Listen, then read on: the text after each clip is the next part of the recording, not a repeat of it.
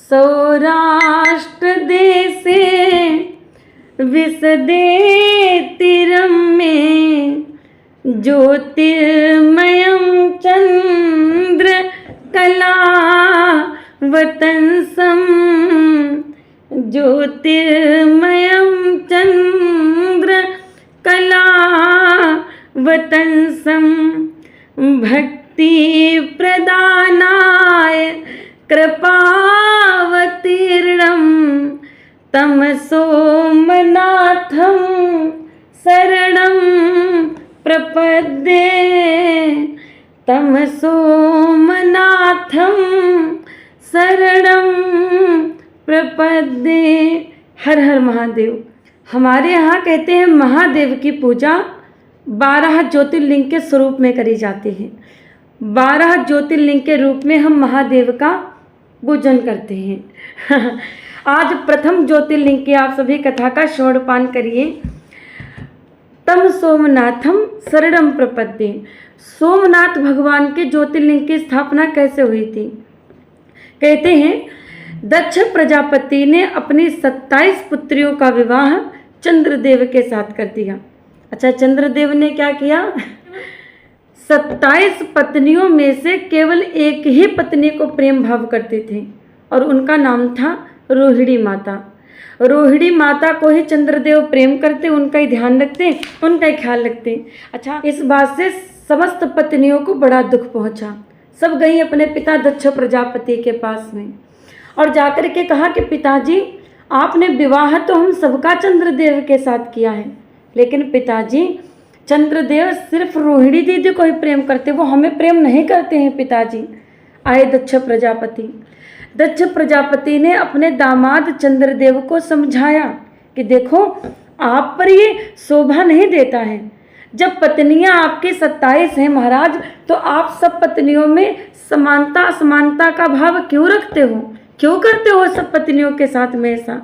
चंद्रदेव ने कहा, अच्छा ससुर जी, आगे से कोई अपराध नहीं होगा, आगे से ऐसी कोई गलती नहीं होगी।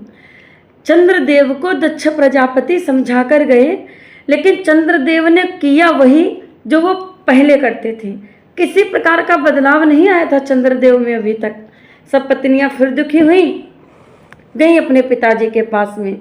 अब दक्ष प्रजापति को बड़ा क्रोध आया, तो दक्ष प्रजापति ने श्राप दिया चंद्रदेव को कि इतना समझाने पर भी आपकी समझ नहीं आया महाराज। आपकी 27 पत्नियां और सब में आप भेदभाव करते हो, एक से ही प्रेम आपको क्यों है? आपने हमारी बात नहीं मानी, लाख समझाने के बाद भी आपने वही काम किया जो आप पहले करते थे। इसलिए जाओ, हमने आपको श्राप दिया, तेज मलिन हो जाएगा, छीड़ हो जाएगा आपका तेज। अब चंद्रदेव बड़ा घबराए, गए सब देवताओं के पास में। देवताओं ने सारा कष्ट ब्रह्मा जी को बताया। अच्छा, ब्रह्मा जी इंद्र देवता पर पहले से ही क्रोधित रहते थे, क्योंकि इन्होंने बृहस्पति जी के साथ में भी छल किया था एक बार।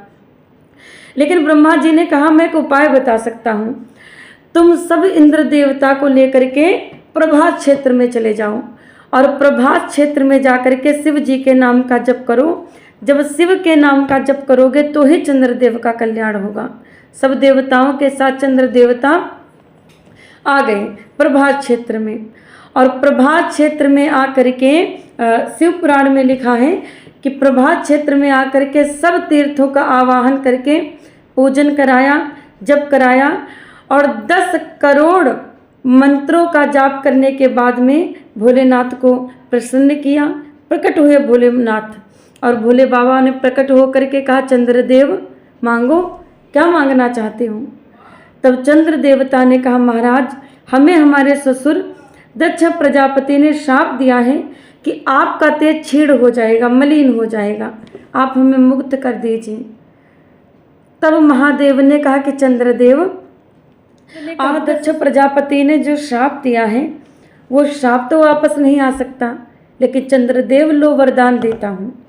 महीने में 2 पाक होते हैं, एक पाक में आपका तेज मलिन होगा और दूसरे पाक में आप बढ़ते अर्थात कृष्ण पक्ष में आपका तेज मलिन होगा और जैसे शुक्ल पक्ष लगेगा आप दिन प्रतिदिन बढ़ते जाओगे। ये हमारा आपको वरदान है। महादेव के वरदान को सुनकर के बड़ा चंद्रदेव को प्रसन्नता हुई।